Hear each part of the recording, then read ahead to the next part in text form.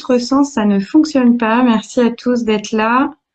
On va attendre qu'elle se connecte. Et magie, ça fonctionne dans ce sens. Ça fonctionne dans ce sens-là, du coup. Absolument pas pourquoi. Mais normalement, même ceux qui sont pas abonnés à mon compte, quand tu es en direct, même en tant qu'invité, tu apparais en bulle rouge en haut. Donc, tous tes abonnés devraient pouvoir avoir accès au live. Ok, dans tous les cas, j'ai fait une story pour les prévenir. Donc, je te propose qu'on se représente un petit peu par rapport à tes abonnés, du coup, peut-être. Et puis, qu'on commence comme ça, le temps que les autres arrivent aussi. D'accord. Donc, moi, je suis sage-femme libérale, donc Céline, sage-femme libérale sur Paris depuis une dizaine d'années maintenant. Donc voilà, donc j'ai un petit pied quand même à l'hôpital où je fais des consultations et le reste de la semaine, je fais tout ce qui est prépa à l'accouchement, suivi de grossesse, suivi gynécologique de toutes les femmes, qu'elles aient accouché ou non. Le retour à la maison à domicile et de la rééducation du périnée. Donc, j'ai deux collaboratrices avec moi, Justine et Hermine, depuis quelques années pour me seconder également. D'accord. Et de l'autre côté, du coup, nous, on est Doctomy. On est un site de recommandation de praticiens, du coup, par rapport à un profil patient spécifique, donc le vôtre. On utilise du coup un algorithme pour proposer des praticiens selon médecin généraliste, orthophoniste, dentaire, par rapport du coup à votre profil que vous rentrez du coup sur le site. Du coup aujourd'hui on accueille Céline parce que on voulait avoir quelques informations d'une experte, du coup ici sage-femme, par rapport à des questions de thématiques, dont déjà comment reprendre rendez-vous avec sa sage-femme, est-ce que c'est conseillé, pas conseillé, pourquoi, quelles précautions ont été mises en place. L'allaitement, du coup, quels conseils on peut avoir avec ça? Et puis surtout, les to do qu'on doit checker au début de grossesse, pendant la grossesse et à la fin de la grossesse. Parce que voilà, on n'est pas forcément au courant, ou même en se préparant, en feuilletant, on s'y perd avec l'information. Donc c'est bien aussi de recueillir tout ça dans un live, Ouais. de façon assez finalement synthétique. Du coup, je le rappelle parce que ta communauté sait que tu es sage-femme, mais voilà, elle ne vous connaît pas, elle vous connaît pas personnellement, elle connaît pas vos problèmes, donc elle donne des conseils généraux. Mais il se peut qu'il y en a certains qui soient pas adaptés à vous. Et dans ce cas-là, il faut aller voir une sage-femme et il faut du coup expliquer totalement du coup votre problème, qui vous aide, si vous avez des allergies, etc. Parce qu'évidemment, Céline ne va pas deviner si vous avez des problèmes, elle peut pas dire des choses comme ça. C'est trop risqué. Donc voilà, on aura des conseils généraux, des préventions et puis des to-do, donc qui ne risquent rien. Je pense Tout à fait. Ouais, voilà. Puis je leur dirai si ça dépasse un petit peu ce que je peux donner, en tout cas comme conseil sur le net. Je n'hésiterai pas à vous le redire et à vous orienter éventuellement si besoin. Voilà. Du coup, sur Doctomy, on a fait des visuels pour avoir des questions en amont que du coup j'ai ici. Ouais. Mais vous, si vous avez d'autres questions, n'hésitez pas à les poser en commentaire. Moi, je les regarde, je les note ou je les épingle. Dans tous les cas, on y reviendra. On va essayer tant bien que mal de répondre à toutes vos interrogations et que vous ressortirez de ce live avec plus de culture que jamais. Donc, ça commence déjà, donc c'est très bien. Ok. Donc, si du coup, on va commencer avec du coup des questions qu'on a récoltées, puis on passera avec celles que je vais du coup mémoriser. Oula. Ah oui, du coup, c'est toi qui dois les épingler par contre. Il faut juste que tu fasses un petit tap dessus. Ou je peux les noter comme tu veux. Hop. Épinglé. Ah voilà, j'apprends des nouvelles choses, tu vois, merci. Comme ça, on sait que ça reste là et bon. Ok. Bon, du coup, on va commencer avec la question numéro 1. Du coup, proposez-vous la rééducation pré-accouchement et en quoi est-ce bénéfique? Oui, alors la rééducation, donc j'imagine que c'est de façon plus détaillée la rééducation du périnée, dont la question que tu avais. La rééducation du périnée, en vrai, on pourrait la faire n'importe quand, même avant d'avoir un enfant. Et ce serait vraiment l'idéal, très honnêtement, parce que ça permettrait de faire un point sur le périnée avant que la femme soit enceinte et qu'elle accouche, puisque nous, on les commence après l'accouchement et c'est très difficile de juger où en est le périnée par rapport à avant, puisqu'on ne le connaissait pas avant. Donc, on a un idéal et on a une espèce de tableau pour connaître un petit peu le dosage de la musculature du périnée, on va dire. Et c'est vrai que c'est compliqué, mais bien sûr qu'on peut faire de la rééducation du périnée avant et pendant la grossesse aussi. Alors, pendant la grossesse, c'est un tout petit peu moins efficace. Pourquoi? Parce que déjà, il y a les hormones qui sont là et qui ont un effet quand même assez important sur les ligaments, sur les muscles en fait. Hein. Ça vient un petit peu rendre spongieux le périnée, le vagin, la vulve, tout ça. Donc tout est un petit peu chamboulé, donc ça marche beaucoup moins bien, même si c'est quand même intéressant de le faire s'il y a des gènes, hein, ce sera toujours bénéfique. Et puis après, il y a le poids du bébé qui va en grossissant, donc rajouter un poids sur un périnée qu'on essaye de travailler, c'est vrai que c'est moins évident aussi. Le bassin s'ouvre, tous les ligaments sont étirés, les insertions ligamentaires et musculaires aussi. On ne travaille pas de la même façon, mais si la patiente ressent le besoin de cette rééducation du périnée pendant la grossesse, il faut absolument qu'elle aille voir la sage-femme et on peut en faire pendant la grossesse en traitant, bien évidemment. D'accord. Et ça ressemble à quoi des exercices du périnée finalement? Ah bah, il y en a de deux sortes. Alors, soit avec une sonde d'électrostimulation, c'est une petite sonde en plastique qui ressemble à un petit jouet intime, si tu veux, qu'on met au niveau vaginal.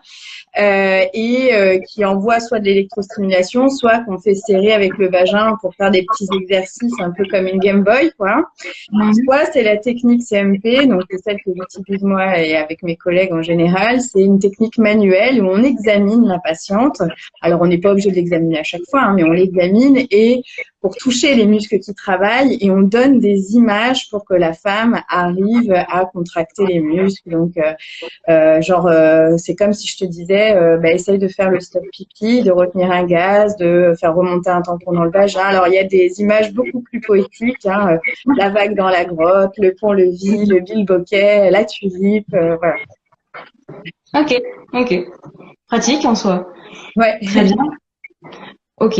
Et du coup, ça sert à préparer le muscle finalement et puis à l'entretenir. Ok. Tout à fait. Ok. J'ai une question, peut-être vaut mieux répondre maintenant, celle-là pour le coup. C'est bonjour à tous, que les rendez-vous s'annulent, j'ai vu. Moi, je gère moins bien de mon côté, du coup. Ah, tu veux, c'est Tagada, c'est ça? Ah ouais, d'accord, c'est que il paraît qu'on peut épargner qu'une à la fois, du coup. Mais la première question, elle est posée déjà, donc je l'ai déjà. Et par contre, celle-là, je l'ai pas. Donc, elle accouche bientôt et elle vient d'annuler les rendez-vous avec l'anesthésiste. Vais-je avoir quand même la péridurale? Oui, oui, et bien sûr. Alors l'idéal, c'est quand même de prendre un rendez-vous avec l'anesthésiste dans les prochaines semaines, même si c'est un peu tard. Et si elle accouche avant d'avoir son rendez-vous avec l'anesthésiste, elle aura sa péridurale. C'est juste que ce sera peut-être un petit peu retardé. Donc moi, ce que je lui conseille quand même si le rendez-vous avec l'anesthésiste a été annulé, c'est qu'elle demande à son gynéco ou sa sage-femme de ville, voire un médecin généraliste, hein, si elle était suivie à la maternité, de lui faire une ordonnance pour un bilan pré-anesthésique en fait, où on a tout le bilan sanguin. Il faut qu'il date de moins d'un mois par rapport à la date d'accouchement pour qu'il soit valable le jour de l'accouchement. Elle aura au moins la prise de sang et du coup, quand elle arrive à la maternité, l'anesthésiste a juste à passer, faire un petit questionnaire rapide et elle aura sa péridurale. S'il n'y a pas le bilan, on va la piquer, on va devoir attendre les résultats. Alors, dans les maternités, ils ont des laboratoires, on arrive à les avoir en 30-40 minutes, mais s'il y a du monde, ça peut être un peu plus long. Donc, ça peut être un peu plus délicat, mais bon, après, de là, ne pas l'avoir du tout, voilà. Mais l'idéal, peut-être, ce serait déjà d'anticiper au moins le bilan anesthésie, parce que c'est vraiment ce qu'il y a d'essentiel pour pouvoir l'avoir. Et après, la consulte, en vrai, c'est 3 minutes, hein, donc c'est pas un problème. D'accord, ok. Donc, vaut mieux prévenir que guérir. On prend moins d'un mois. Et comme ça, l'anesthésiste, il va savoir que c'est bon, que la dose fonctionnera bien. Ok, super. Du coup, on va passer sur la question par rapport aux sages-femmes. Pouvons-nous reprendre rendez-vous du coup avec elles? Dans quelles conditions et quelles mesures sont mises en place? Oui, alors bien sûr, vous pouvez reprendre rendez-vous avec vos sages-femmes et avec quasiment tous vos praticiens médicaux, paramédicaux, ça c'est pas un problème. Donc moi, je vous invite effectivement à le faire. Alors peut-être toutes n'ont pas repris leur activité à temps plein, donc vous voyez avec votre sage-femme, si vous en aviez une avant le confinement, comment elle organise ses consultations. Globalement, on refait un peu tout. Peut-être le seul acte pour lequel c'est encore difficile de le faire au cabinet, c'est la préparation à l'accouchement en groupe. Donc c'est vrai que moi c'est ce que je fais en général, que ce soit pour le yoga, la prépa classique. Donc ça c'est des choses que j'ai pris voilà comme choix. J'ai fait le choix personnel avec mes collaboratrices aussi de continuer à les faire en visio pour que les papas puissent y assister. D'accord. on ne peut pas être trois sans les conjoints. Et c'est vrai que la prépa, l'idée, c'est quand même d'inclure les papas. Donc, ils sont finalement tous d'accord pour continuer comme ça jusqu'à ce que ce soit un peu plus cool au niveau des mesures de confinement, enfin de déconfinement, des mesures d'hygiène. Mais sinon, oui. Alors, nous, au cabinet, on a des mesures assez drastiques quand même au niveau hygiénique et j'imagine que dans tous les cabinets, c'est un peu pareil. C'est vrai qu'on est un cabinet pluridisciplinaire, donc il y a beaucoup, beaucoup de praticiens. Donc, les patients attendent à l'extérieur, on va les chercher, c'est sans accompagnant. Si c'est un rendez-vous pour un bébé, c'est un seul par an. Il faut venir bien sûr avec un masque. On propose du gel ou de se laver les mains à l'entrée du cabinet.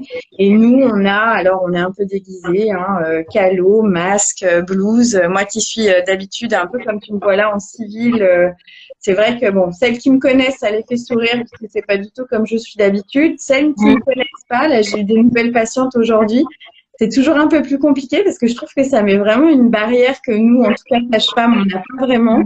Et ça gêne un petit peu le relationnel, mais bon, on prend ça avec humour et on désinfecte tout entre chaque consultation. Donc, on limite aussi, c'est pour ça qu'on essaye de leur dire quand elles viennent pour la rééducation de venir sans leur bébé, là, pour le coup, parce que sinon, tu as le transat, et là, tu as mélangé. Ça fait beaucoup de manips et on a beaucoup de choses à désinfecter derrière, donc on essaye de réduire au maximum les contacts. Mais honnêtement, ça fait 3 semaines là, presque que j'ai repris et ça s'organise. Ok, donc ça se passe bien, ça se déroule logiquement. D'accord. Ok. Donc c'est juste l'effet barrière qui te bloque un peu. C'est vrai que ça peut faire peur Bah, hein, quand on arrive, qu'on voit un médecin tout cagoulé, on peut se dire bon. oui, puis du coup, je pense que ça met, elles viennent toutes détendues, contentes de me retrouver, puis elles sont là, oula, ça a l'air bien Ouais. aseptisé tout ça, on se met où, on se pose où, voilà, je pense que ça leur fait encore plus mesurer l'importance enfin, des mesures et c'est vrai que ça met une petite barrière. Ouais. D'accord. Bon, en même temps, ça sécurise, hein. C'est de Oui, voir que du coup c'est propre. Ouais. On prend pas de risque. Et du coup, faut pas amener le bébé quand même. Donc bah, pour le. quand c'est vraiment pas possible autrement, bien évidemment qu'on s'organise, mais dans l'idéal, non, parce que ça évite qu'on pose le transat, enfin voilà, on a tout lâché et on change tout entre deux, mais c'est vrai que dans l'idéal, non. Après, comme les conjoints en général, ils font encore du télétravail, ça c'est Mhm. plutôt pas trop mal. D'accord. Bon. Dans le pire des cas, de toute façon, un peu j'en mets, mais bon, Oui, voilà, ça demande plus de travail vous derrière. Donc, tout à fait. du coup, pour rappeler la question qu'on a eue en premier tout à l'heure, que faire en début de grossesse, la checklist, la to-do, et puis en même Ouais, temps, du coup, on pourra nous dire pour le milieu finalement, et puis la fin. Pourquoi tout pas? à fait. Alors, déjà, le test de grossesse positif, vers qui je me tourne, c'est toujours la question. Alors, de plus en plus, et je suis agréablement surprise et c'est vraiment chouette, les patientes, même celles qui n'ont pas eu d'enfant, pensent à prendre dès le test de grossesse positif un rendez-vous avec la sage-femme. Donc ça, c'est Mhm. chouette. C'est vrai qu'en général, c'est plus des mamans qui attendent le deuxième que j'ai déjà suivi pour un premier qui savent qu'on peut prendre rendez-vous tout de suite. Mais sinon, c'est vrai que quand on n'a pas encore de sage-femme, qu'on veut être vite rassuré, on prend rendez-vous au moins avec son généraliste. Donc, test de grossesse positive, vous prenez rendez-vous. Il y a tout un bilan qui va vous être prescrit. On vous prescrit une échographie de Mhm. datation, mais qui n'est pas obligatoire. Et après, ce sera surtout les échographies obligatoires. Donc, c'est premier, troisième et oui, il y en a une trimestre. Donc voilà. Et puis les rendez-vous mensuels ensuite. Donc l'idéal, c'est vrai que c'est de faire le suivi avec la même personne. C'est pour ça que Mhm. quand vous venez directement en cabinet, par exemple, voir une sage-femme, dès le début, on vous donne un peu tout le calendrier. On vous dit, bah, vous prenez vos 4 prochains rendez-vous. C'est un rendez-vous par mois jusqu'à la fin de la grossesse. Et en général, les maternités prennent le relais les 2 derniers mois. En tout cas, sur la région parisienne, ils délèguent énormément aux professionnels libéraux pour désengager Mhm. les maternités, que le suivi soit fait vraiment avec la même personne. Donc voilà, et puis il y a l'échographie à prévoir, les rendez-vous mensuels, les bilans sanguins mensuels également. Il faudra vite s'inscrire à la maternité. Donc en général, après la première écho obligatoire de 12 semaines d'aménorrhée, hein, on parle en semaine d'aménorrhée, donc 14 de grossesse, si tu veux. À partir de ce moment-là, en gros, non, 12 semaines, ouais, non, c'est l'inverse, on t'en enlève deux. C'est pas qui mélange. Mais globalement, à partir de ce moment-là, il faut vite qu'elles s'inscrivent à la maternité. Les maternités, surtout en région parisienne, je sais pas trop comment ça se passe dans les autres villes, mais si tu as vraiment un choix de maternité différente de celle de ton domicile, il faut vite faire l'inscription. C'est un peu comme pour les écoles. Si tu veux pas l'école dont tu dépends, va falloir vite t'inscrire pour être pris. Donc, c'est un peu la même chose. Et puis après, ça s'organise assez bien. Normalement, votre professionnel, il est là pour vous donner le calendrier. Si vous n'êtes pas suivi par une sage-femme, mais plutôt par un médecin ou un gynéco, pensez à prendre rendez-vous avec une sage-femme pour l'entretien du 4e mois, c'est l'entretien prénatal précoce. C'est là où on fait une première prise de connaissance, pardon. Donc, sachez qu'il y en avait 3 qui sont possibles et pris en charge à 100% par la Sécu, ce qui vous permet aussi de choisir votre praticien. Donc, l'idée, c'est de vous expliquer un peu le déroulé de la grossesse, vous parler de la préparation à l'accouchement, voir si vous avez un projet de naissance déjà établi ou vous aider à l'établir, et vous donner un petit peu histoire que ce soit vraiment personnalisé, quoi. Ça sert vraiment à ça. Ouais. Donc ça, c'est vraiment pour le début de la grossesse. Après, les échos, les rendez-vous mensuels. Le rendez-vous de l'anesthésiste, effectivement, normalement, c'est à peu près 2 mois, 1 mois et demi, 2 mois avant terme.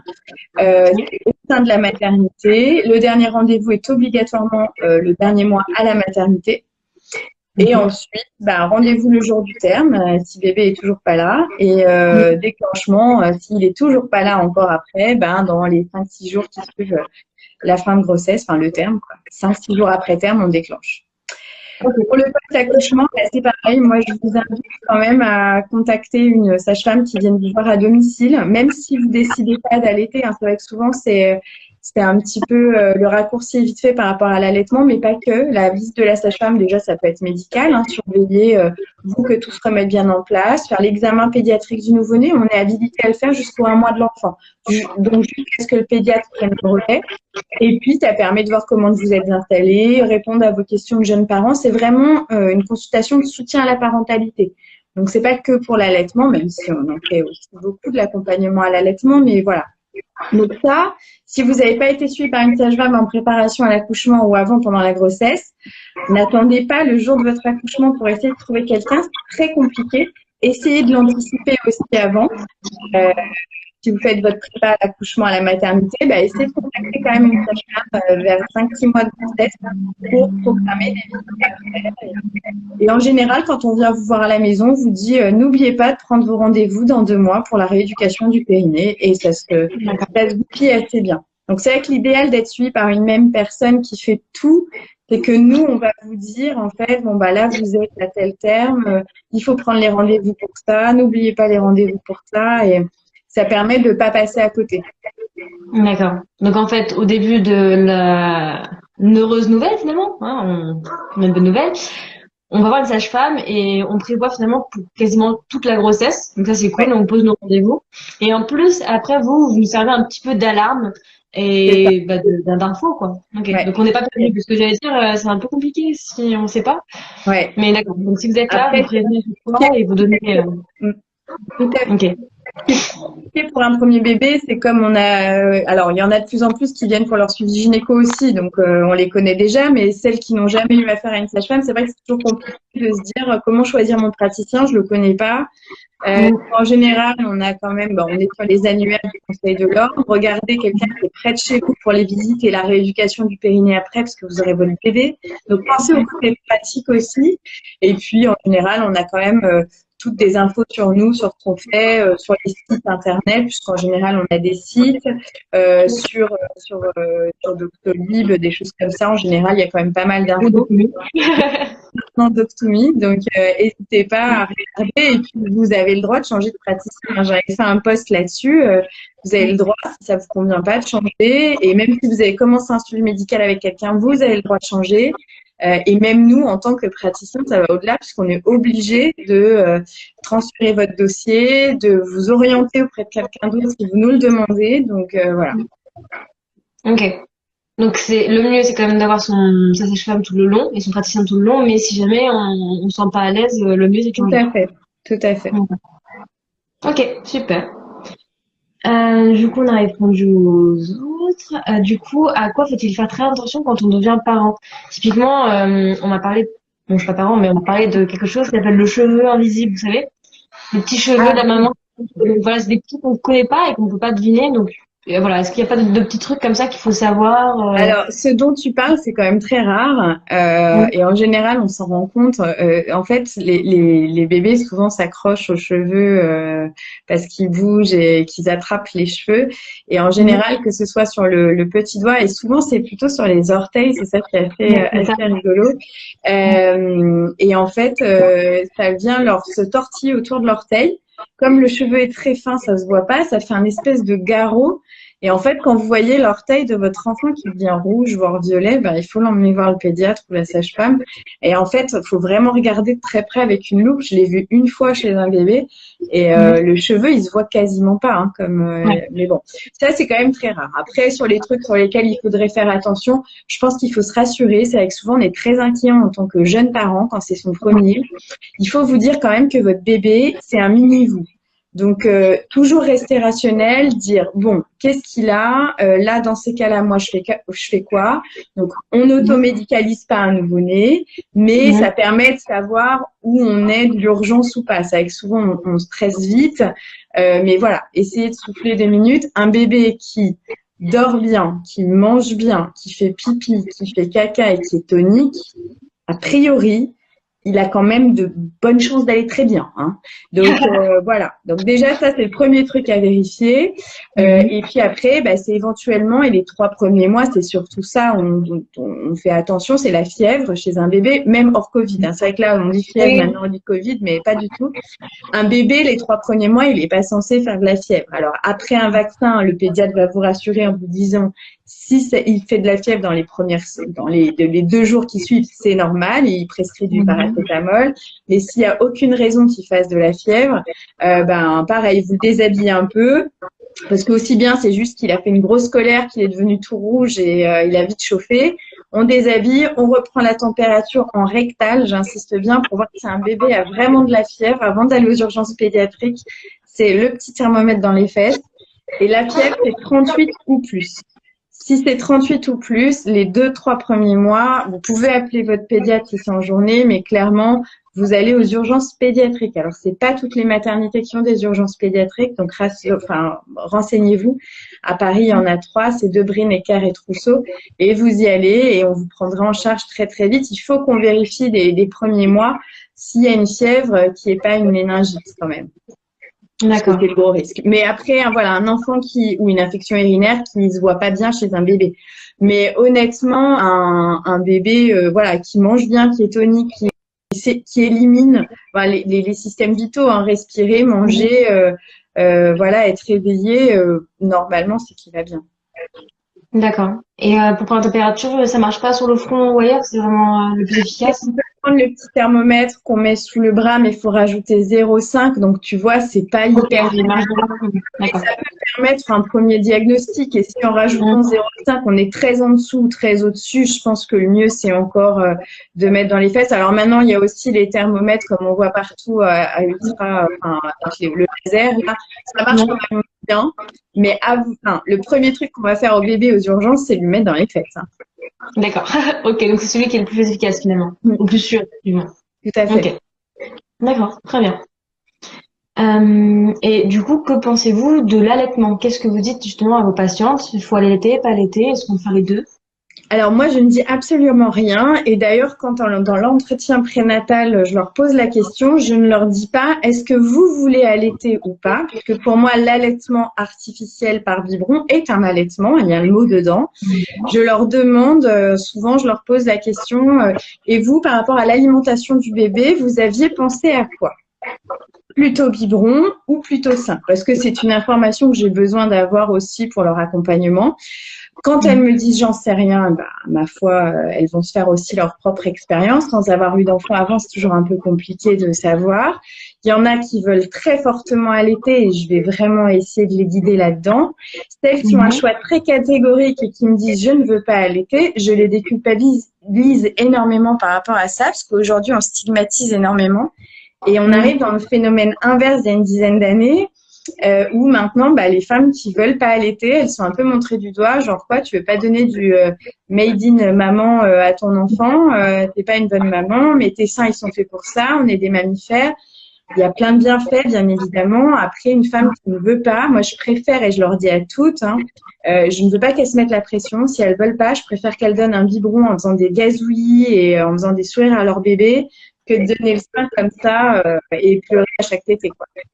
Donc, Ouais. quelque chose qu'elles veulent. Il faut que ce soit quelque chose, sans parler d'avoir un plaisir intense à donner le sein, mais il faut que ce soit quelque chose qui leur plaise, qui corresponde aussi à leur vie à trois, parce que parfois c'est pareil, ça peut ne pas convenir à l'un des deux parents. Donc il faut arriver à trouver un équilibre au milieu de tout ça.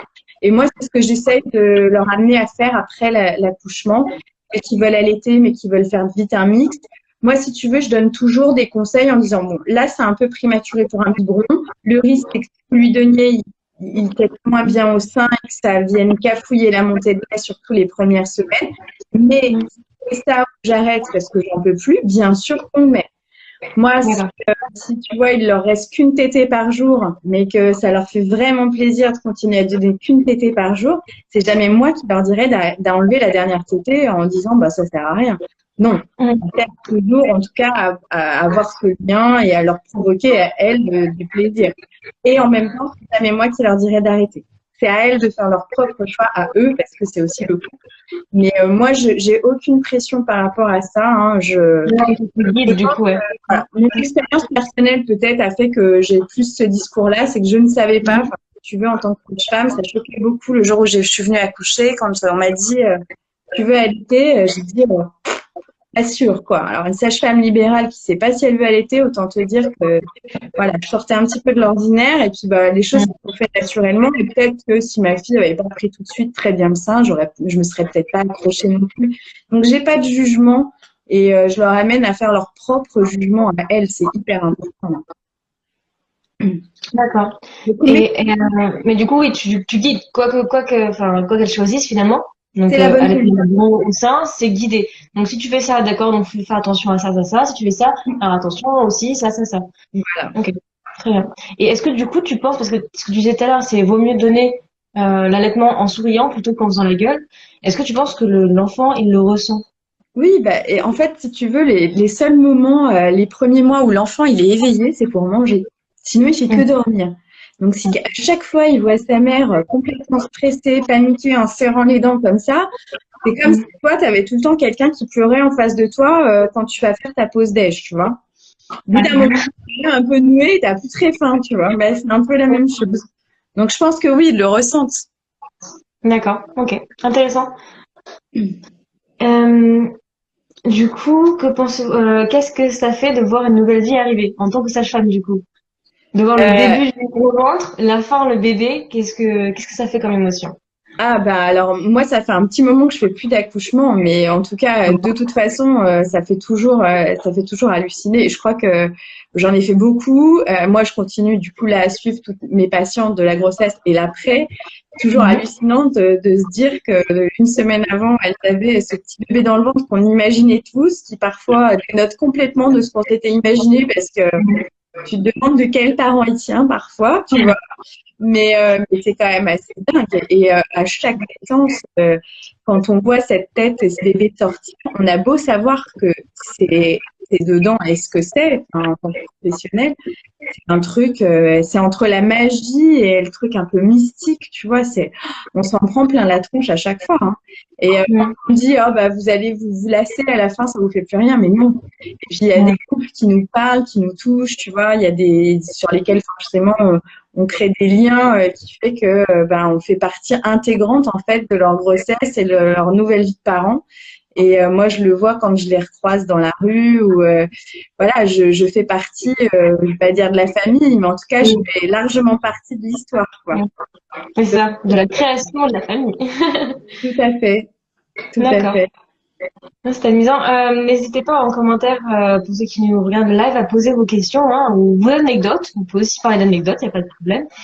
Moi, je sais qu'ils avaient fait un pari sur mon poids et que c'était la sage-femme qui avait gagné. Donc voilà, n'hésitez pas. Il y a des paris qui se font aussi sur votre dos, allez-y. Du coup, voilà. Donc voilà, c'est sûr que c'est pas un métier comme un autre parce que finalement, il y en a qui, bon, ouais, qui malheureusement voient la mort et puis il y en a d'autres quand même, qui voient la vie beaucoup plus souvent. Donc Oui, c'est c'est quand même ça. pas Ouais. mal. Aussi des choses pas très drôles, mais c'est quand même pas l'essentiel de notre métier, fort heureusement. Voilà, exactement. C'est pour ça que c'est quand même métier particulier. Euh, et du coup, voilà, ma question c'était si, est-ce que les sages-femmes, donc pas que vous, mais du coup, est-ce que les sages-femmes aident pendant l'accouchement? Et si oui, qu'est-ce qu'elles font exactement? Est-ce qu'il y a des stress de la patiente parce qu'elles ont suivi tout le temps ou il y a un autre rôle derrière? Bah oui, alors au moment de l'accouchement, tu parles vraiment? Oui, oui, Oui, ouais. alors notre rôle, il est clairement d'aider, d'accompagner, d'expliquer.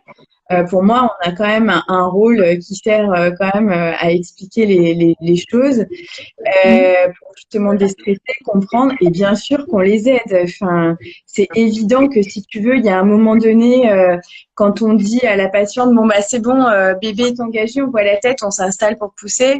Enfin, même moi, en tant que sage-femme, le jour où j'ai accouché, je savais plus comment je m'appelais et alors que je fais ça toute la journée, je crois que je ne savais plus comment on faisait. Heureusement qu'on m'a aidée, tu vois. Donc non, on vous Le laisse pas stress, tomber. ouais. Quand vous en pouvez plus, vous êtes angoissé, vous êtes découragé, fatigué, on trouve toujours les mots qu'il vous faut pour venir vous titiller dans vos dernières réserves. Et puis, ben, on donne aussi, moi j'essayais de donner beaucoup de place au papa parce que c'est quand même ceux qui, enfin au papa ou au deuxième parent, puisque j'ai aussi des couples homoparentaux, mais c'est hyper important. Le conjoint, c'est quand même celui qui connaît le mieux la personne qui vient accoucher. Donc, ils savent exactement comment motiver, trouver les mots, comment les rassurer. Et donc, à nous deux, à nous trois, on fait une bonne équipe en général, quoi. D'accord. Donc, non, Et bien sûr, justement, et on vous laisse pas tomber le jour de l'accouchement en mode, ah bah, vous vous rappelez plus de ce que vous avez vu pendant vos cours, bah, débrouillez-vous, hein. Non, non. ah, salut, faut lire les fiches là, hein. C'est merde. Non, non, mais justement, par rapport à l'angoisse et la peur, il y a quelqu'un qui se demande comment on fait quand on est enceinte par rapport aux angoisses et ces peurs de l'accouchement en lui-même. Ouais, alors, et je pense que c'est pour ça qu'il faut avoir un professionnel qui vous rassure. Déjà, ça me semble essentiel. Ça va être la préparation à l'accouchement aussi. Parce que moi, finalement, si tu veux, dans mon expérience, c'est pas les accouchements les plus médicalisés qui sont mal vécus, c'est ceux qui n'ont pas été compris. Donc, je pense qu'il faut vraiment vous donner un max d'infos. Alors, d'infos, je ne vous incite pas à aller fouiller partout sur les forums et trouver n'importe quoi parce qu'on trouve beaucoup de choses et c'est souvent empreint d'émotions, donc un peu déformé de la réalité quand même. Mais en tant que professionnelle, moi, je sais que dans mes cours, je donne vraiment, je parle de tout. Alors, pas des trucs très rares parce que ça sert à rien, mais des choses qui arrivent souvent, des forceps, de la ventouse, l'épisio, de la césarienne, pourquoi, comment. Je veux que les couples ils aient assez de matière pour comprendre ce qui se passe, que c'est la dilatation d'un col, ce que c'est l'engagement de la tête, et du coup ils restent maîtres de ce qui se passe aujourd'hui. Ça diminue largement les angoisses. C'est pas fait pour les inquiéter, hein, c'est vraiment pour leur donner les clés de comprendre ce qui se passe. Et c'est vrai que ça marche quand même assez bien. Et puis après, bah, les angoisses, on en a, mais on en a tous les jours en fait. Et Oui, votre oui, bien sûr. enfant, c'est vrai que souvent on dit bah oui, mais je culpabilise encore plus parce que ce que je ressens, mon bébé il le ressent, donc ça me fait encore plus culpabiliser et c'est le cercle vicieux. Moi, ce que je dis souvent à mes patientes, c'est quand votre enfant sera grand, est-ce que vous voudrez qu'il cache ses émotions ou qu'il vous les exprime? Et tout le monde dit bah non, j'aimerais qu'il puisse pleurer s'il a envie, qu'il puisse enfin voilà, qu'il puisse exprimer ses émotions s'il en a envie. Et en fait, je leur dis, bah, ça commence dès la vie in utero, quoi. C'est-à-dire que vous avez des angoisses. Ok, quand on est heureux, on se dit pas, bah, il ressent ma joie. Bah oui, il la ressent. Quand on est triste, oui, il ressent votre tristesse. Quand vous êtes angoissé, il ressent certainement les angoisses. Mais parlez-lui.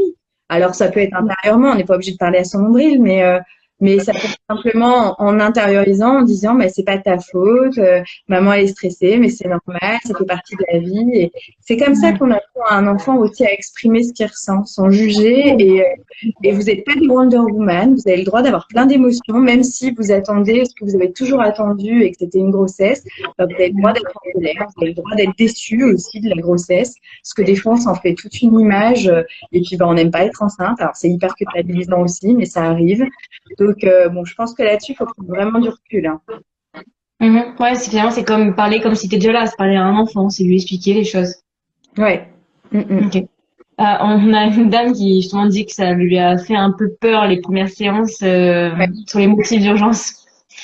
Oui, alors après, bon, c'est les motifs d'urgence pour consulter. En fait, c'est vrai que en général, lors de la première séance, on donne les cas d'urgence pour lesquels il faut aller consulter à la maternité. Donc, les contractions, la fissuration de la poche, parce que c'est nos premières questions, si tu veux. Si elles sentent moins leur bébé bouger, je pense que c'est ça qui a peut-être plus angoissé qu'autre chose, parce que bien évidemment, on en parle, mais en fin de grossesse, un bébé, il bouge moins parce qu'il a moins de place. Donc, pareil, il faut nuancer. Enfin, je veux dire, il y a urgence et urgence. Avoir de la fièvre, bah, c'est un motif de consultation. Perdre du sang, c'en est un, mais encore une fois, il faut nuancer. Enfin, il n'y a pas de raison de perdre du sang, sauf si on vous a dit que le placenta était très bas accroché. Enfin, voilà. Après, c'est des petites choses, c'est toujours nuancé. En tout cas, j'essaie de transmettre cette nuance-là. Les contractions, bon, à part si elles ont lieu plus d'un mois avant terme, bah oui, elles sont pas normales, on va consulter. Voilà. Donc, pour moi, les cas d'urgence pour lesquels il faut consulter sur les cas de base, il y en a 5. Pour moi, c'est pas angoissant. Faut pas que ça vienne angoisser. C'est une information et de pas savoir quand partir aux urgences mater.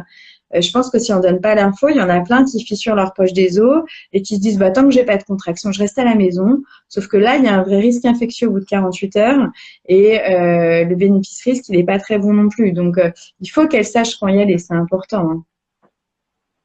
D'accord. Ok, ça marche.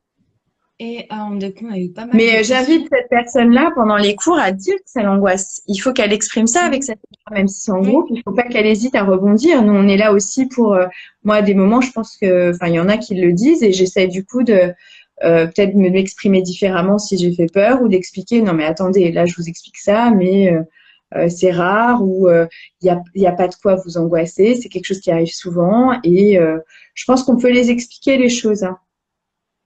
d'accord. Oui, de toute façon, c'est oui, la professionnelle, elle peut pas deviner, donc Mm, mm. faut en parler effectivement. Ok. On a eu pas mal de questions du coup. Donc il y en a une sur l'acupuncture, il me semble. Alors, Avant celle que tu as épinglée, il y a pour ou contre l'acupuncture pour accoucher. ouais, bah moi l'acupuncture j'aime bien pour plein de choses pendant la grossesse. L'acupuncture, ça marche pour plein de trucs en fait. Hein. Pour accoucher, ça peut. Alors moi, généralement, les patientes qui veulent bien faire de l'acupuncture, je leur conseille de consulter un mois et demi avant terme. En général, elles préparent avec des points d'acupuncture le col, la descente du bébé, tout ça. Ça marche pour tous les maux de la grossesse, les douleurs ligamentaires, pour les problèmes de sommeil, pour les problèmes de circulation et d'hémorroïdes aussi. Pour les nausées, ça marche très très bien. Pour les femmes qui veulent essayer d'arrêter de fumer. Enfin, honnêtement, l'acupuncture pendant la grossesse s'en sert beaucoup parce que ça évite de se médicaliser avec des médicaments qui sont pas forcément très bons. Et puis, on est quand même très limité pendant la grossesse. Quoi. Hmm. Donc, non, non, c'est un très bon allié, l'acupuncture. Moi, je pourrais pas bosser sans les filles qui font de l'acu. Hein. Sans les piqûres, d'accord. D'ailleurs, est-ce que tu as des chiffres, peut-être pas des chiffres, mais peut-être une imagination de le nombre d'accouchements, enfin le pourcentage d'accouchements qui se passe normalement vs césarienne ou complications? Ouais, alors c'est quand même le taux de césarienne en France, ça dépend des maternités, mais globalement, je pense que c'est 15-20%. Enfin, peut-être un peu moins que 20, 15%, je dirais. Après, il y a les césariennes d'urgence, les césariennes programmées, ça, elles sont quand même assez rares. Après, complications, c'est pour moi, ça veut, enfin, césarienne ou complications, non, c'est césarienne ou accouchement voix basse. Donc déjà, il y a deux modes d'accouchement, c'est césarienne ou accouchement voix basse. Et ouais, je pense que 80% des accouchements se font par voix basse. En France, on essaye vraiment de limiter au maximum la césarienne. Donc déjà, par rapport à d'autres pays, on n'a pas de césarienne de convenance. C'est-à-dire que si tu arrives, toi, que tu dis non, moi c'est sûr, je veux pas accoucher par voie basse, je veux une césarienne, bah non, c'est interdit. Ça commence à se voir dans certaines cliniques parisiennes et ils trouvent d'autres motifs. Mais globalement, non, contrairement à certains pays d'Amérique ou d'Asie où ils font que des césariennes, tu vois. Euh, donc non, on le fait vraiment quand il y a une raison médicale et c'est quand même globalement rare. Et forceps, souvent tous, veut pas dire complication. Veut dire on a évité une complication. Mais c'est comme ça que je leur explique aussi pendant les cours. C'est un acte, enfin c'est un moyen médical d'aider à ce qu'il n'y ait pas du coup de complications. Pour moi, complication, c'est quand quelque chose qu'on n'a pas fait ou qu'on n'a pas vu venir ou qu'on n'a pas pu modifier vient aggraver les choses. Complication. Hmm. Voilà. D'accord. Ok, ça marche. Par rapport aux complications, justement, il y a une dame qui demande des saignements après un rapport sexuel à 7 mois est un cas d'urgence ou pas? Non, alors moi j'explique bien. Alors il y a différents types de saignements. Encore une fois, ça dépend à l'échographie. Si on leur a dit que le placenta était très bas inséré par rapport au col, c'est un des cas de saignement de grossesse qui peut être inopiné. Là, je leur dis saignement égale consultation. Si le placenta est bien inséré, qu'il n'y a pas de souci, il faut savoir que le col en fin de grossesse, il est hyper vascularisé. Si tu veux, le col, ça fait. Bah, je crois que j'avais un petit dessin là de mon cours d'hier. On va se servir. Attends. Je vais trouver ça. Ça, c'est l'utérus. Ça, c'est le col. Ok. Une espèce de manchon, ça fait comme une bouteille de bateau à l'envers, tu vois, avec le gros manchon. Bah, le manchon, en gros, c'est dans le vagin, c'est le col. Et la peau à l'extérieur du col, là, juste là, sur l'orifice externe, elle est hyper vascularisée. Donc, en fin de grossesse, après un toucher vaginal un peu bourrin par la sage-femme ou le gynéco, ou après un rapport sexuel, ben, ça fait un peu comme si je te mettais le doigt dans l'œil, tu vois, ton œil il va devenir tout rouge. Et ben là, en fait, quand elles ont un peu de sang, des traces, hein, c'est pas comme des règles, mais des traces de sang sur la culotte après un rapport ou un toucher ou en s'essuyant avec du papier toilette après être allé aux toilettes, ça reste normal. Maintenant, voilà, si c'est un peu plus que ça et que ça tâche vraiment et qu'il faut mettre une serviette hygiénique, il faut aller consulter, hein. D'accord. Si c'est en dehors des rapports ou d'un toucher. Mais Ok, là, donc oui, des renseignements par coton, finalement, ça va. voilà. Après un Sinon, rapport sexuel, si elle n'a pas de contraction, que son col n'est pas modifié plus que ça et qu'elle n'a pas un risque d'accoucher prématurément, donc qu'elle a le droit d'avoir des rapports. Après un rapport sexuel, les derniers mois, le col est très vascularisé. Ça n'a rien à voir avec la poche de votre bébé ni votre bébé. C'est juste la peau de l'extérieur du col qui est très, très sensible. Aussi, deuxième catégorie de professionnels avec qui je travaille beaucoup pour travailler sur les pivots de la grossesse, déjà tout ce qui est douleur du bassin puisque ça bouge pas mal, mais aussi sur l'ouverture du bassin avant l'accouchement, la refermeture du bassin après l'accouchement. Ça marche bien. Et puis après, bah, pendant la grossesse, c'est vraiment, alors une femme qui a l'habitude de faire des activités physiques, de bouger, de faire du sport, moi je l'invite à continuer, hein. Alors il faut qu'elle demande conseil à son praticien pour savoir si ce qu'elle fait, c'est pas dangereux pour sa grossesse. Mais ce qui est plus dangereux, c'est une femme, tu vois, qui ferait aucune activité physique jamais et qui se mettrait à faire plein de sport du jour au lendemain parce qu'elle est enceinte. Là, c'est plus compliqué parce que souvent elles sont pas en lien avec leur corps. Mais non, après, ça va être tout ce qui va être étirement, respiration, ouverture du bassin, étirement ligamentaire, donc le yoga, le pilate, la danse, faire de la natation, du vélo, tout ce qui va faire travailler en fait le repos des nœuds et l'étirement ligamentaire. d'accord. Ok. Et justement, oui, il y a un monsieur qui disait, oui, acupuncture, ostéo, postural, sport. Ok. Ouais. Oui. Là, j'ai Jeanne qui me disait jusqu'à quel point peuvent faire souffrir les douleurs ligamentaires. Bah, jusqu'à un point qui fait très très mal. Alors, il y en a malheureusement qui le sentent dès le début de la grossesse. Mais il y en a qui ont vraiment du mal à se mobiliser et qui savent plus comment s'asseoir, comment marcher. Si tu veux, avec les hormones, et il y en a, c'est dès le début de la grossesse, hein. L'hyperimprégnation hormonale fait que tous les ligaments sont lâches et étirés. Donc, il y en a qui le ressentent bien sûr au niveau du bassin. Et c'est souvent là où on le ressent parce que le bassin s'étire, l'utérus grandit, les ligaments sont étirés et sont hyper laxes. Mais moi, j'ai des patientes, des grandes sportives qui le ressentent au niveau des poignets, au niveau des articulations des genoux, des chevilles, parce que tout votre corps est imprégné au niveau hormonal, pas que l'utérus. Et du coup, tous les ligaments deviennent un peu hyper laxes et tout bouge. C'est un peu comme si c'était un petit bonhomme Michelin, tu vois. Tu bouges un peu dans tous les sens. Et du coup, ça crée vraiment des tensions et des douleurs qui peuvent être très, très vives, hein. Ces fameuses douleurs de décharge électrique qu'on peut avoir très tard. Ça, c'est quand le bébé, il appuie pile là où il faut pas sur le petit ligament quand il bouge. Bon, voilà. Alors, ça peut être très, très douloureux. Donc, le magnésium aide vachement. Donc, n'hésitez pas au départ, pour pas donner de marque, mais qui est très riche en magnésium, des compléments en magnésium, de la nourriture très riche en magnésium. Il y a des aliments qui sont riches. Buvez beaucoup, beaucoup, beaucoup d'eau. Ça aide. Et puis, faites des étirements, bougez, essayez d'étirer ce bassin et allez voir acupunctrice et ostéo. D'accord. Ok. Et ça peut être que d'un seul côté ou partout du coup? Je crois que c'est ça que Jeanne demandait, mais si c'est pas ça, j'ai pas compris. De quoi? J'ai pas entendu ta question. Jeanne demandait si ça pouvait être un seul côté. Oui. Bah oui, ça dépend où est positionné le bébé et puis comment l'équilibre de l'utérus. Si tu veux, l'utérus, même s'il grandit globalement, bah, il y a plus ou moins un côté qui est un peu plus étiré. Et en général, le bébé, il choisit plus un côté que de l'autre. Ça va dépendre de sa position, surtout la position du dos. Donc oui, ça peut être plus d'un côté que de l'autre. On n'est pas hyper symétrique, hein. Ouais, oui, oui, oui, c'est sûr. D'ailleurs, avant de dire ce que je veux dire, c'est pas continuer à poser vos questions. Donc, soit vous êtes enceinte et vous avez des petits doutes, c'est le moment. N'hésitez pas, hein. Donc, encore une fois, si c'est trop personnel, elle pourra pas totalement y répondre. Elle pourra juste donner des préventions, si jamais. Même des anecdotes, voilà, c'est le moment ou jamais. Et du coup, moi, je voulais dire, oui, effectivement, si on était symétrique, j'avais vu des tests, ça serait pas top, top, top. Et finalement, on est mieux comme ça. Et du coup, parfois, on a une question. Donc, j'ai pris 12 kilos en 7 mois de grossesse. Ma sage-femme me met la pression. Vraiment grave, 12 kilos en 7 mois. Eh bien, ça va dépendre de plein de facteurs. Encore une fois, ça dépend si t'as GADA, du coup, tu fais du diabète ou pas, parce que bah, ça peut avoir un lien. Grave, non. Alors, la prise de poids, elle est très variable en fonction déjà du poids de la femme en début de grossesse. Donc, c'est vrai que souvent, on regarde le poids. Si tu veux, sur le dossier médical, on te met poids début, poids fin, plus combien. Et tous les mois, tu dois mettre plus combien en tant que professionnel. Donc, c'est sûr de marquer plus 12 à 7 mois, ça paraît énorme. Mais en fait, ça va dépendre aussi du poids de la femme avant la grossesse. Moi, j'ai des mamans qui viennent, des jeunes mamans qui sont toutes menues, toutes grignettes, tu vois, qui étaient limite quand tu fais l'IMC. Il y a beaucoup de femmes aujourd'hui qui sont sous poids en faisant l'IMC. Alors, qui paraissent pas maigres, mais qui sont très minces. Et quand tu fais l'IMC, ben, elles sont un peu en dessous. Et ben, pour avoir un bébé, déjà, il faut un IMC dans la norme. Donc, pour avoir un IMC dans la norme, il y en a déjà 3 premiers mois, elles te prennent 5-6 kilos. Bon, bah, c'est comme ça.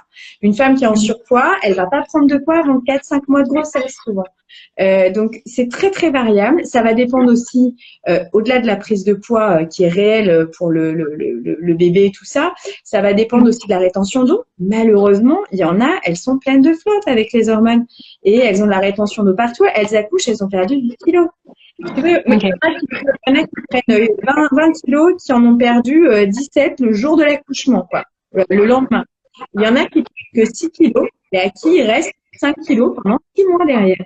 Donc, Ouais. c'est vraiment là-dessus, faites ce que vous pouvez, culpabilisez pas. Ce qu'il faut juste penser, c'est que il y a aussi le médical derrière et que là, nous, on va être vigilants, c'est que la prise de poids très facile, on va dire, et qui s'explique pas vraiment par la patiente, qui fait quand même attention, bah, on va diagnostiquer quand même le diabète de grossesse et ça va être important.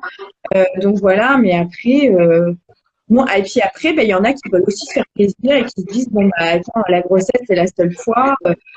Si vous vous mettez pas en danger, qu'il n'y a pas de problème vasculaire, cardiaque et tout, bah, sachez juste que vous mettrez un peu plus de temps à perdre et à retrouver votre corps d'avant. Mais après, ça vous regarde. Enfin, moi, je mets pas la pression par rapport au poids. Non, puis mettre la pression, du coup, ça peut être néfaste aussi, non? Hein? Par rapport à l'angoisse. Mettre la pression, de toute façon, ça peut être que néfaste, pardon. Oui, ben déjà, notre corps, il change. Si tu veux, la maman, elle est hyper vulnérable. Elle vient là, elle a son corps qui change. Elle se sent responsable de tout au quotidien. Il y en a qui ont vachement de nausées au début. Et ben, malheureusement, le seul truc qui calme les nausées, c'est de grignoter, quoi. Bah, tu fais comment? Quand t'as la tête dans la cuvette depuis 2 mois, tu peux pas faire autrement. Bah, tu fais comme ça, quoi. Mais voilà, nous, on est juste là. Moi, mon sens, c'est de dire, bah là, on atteint une limite où il va falloir commencer à faire attention pour les muqueuses, pour la prise de poids du bébé s'il y a du diabète. Voilà, diagnostiquer ce qui est médicalement dangereux. À partir du moment où ça l'est pas, ça regarde la maman, quoi. Ok. Là, je pense qu'on va passer à la dernière question. Du coup, on va aider Sarah en dernier. Parce qu'après, ça va couper automatiquement, donc on n'aura plus le choix. Elle dit que son bébé est tout le temps en position. Alors moi, je sais pas ce que ça veut dire, mais toi, tu sauras mieux que moi. Ouais. Il pousse des deux côtés. Ouais, bah oui. En fait, transverse, c'est qu'il est ni la tête en bas, ni les fesses en bas, c'est qu'il est en transversal, comme ça, tu vois.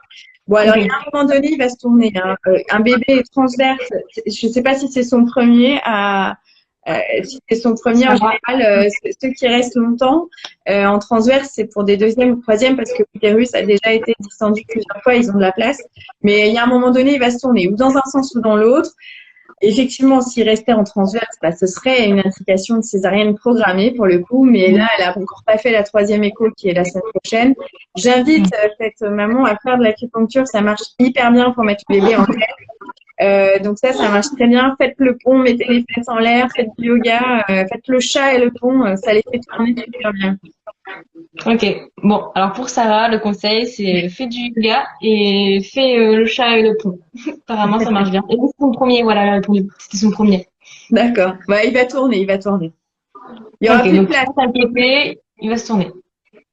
Et au pire du cas, du coup, oui, ça sera césarienne. Au Du coup. pire, oui. Voilà, ok. Bon, maman, je vois l'heure qui tourne. Si vous avez rapidement une dernière question, peut-être. Sinon, je tiens à te dire merci, Céline, Bah, malgré merci tes à toi. des caméras. Et Merci, puis, merci. n'hésitez pas à aller, du coup, voir les Doctips Doctumi. On en fera sûrement un bientôt, du coup, via tes conseils que tu as donnés aujourd'hui. Avec Et puis, on plaisir. va retrouver le live, normalement, pendant 24 heures sur ton compte. On va tenter de le récupérer aussi, mais voilà, à voir comment on peut faire. Et Ouais. voilà, n'hésite pas, faut que tu le partages. Une fois que tu as terminé le live, il faut que tu fasses bien Oui, mettre en oui, story. oui, oui. Je vais essayer de pas me tromper de bouton. Ok. Bon, merci beaucoup en tout cas à vous Merci qui à avez tous, suivi. c'était Vous avez posé super vos sympa. questions. J'espère qu'on aura pu les aider comme il se doit. J'espère aussi. Puis bonne chance, hein. Bah, merci et bon courage à vous tous. À bientôt. À bientôt. Au revoir.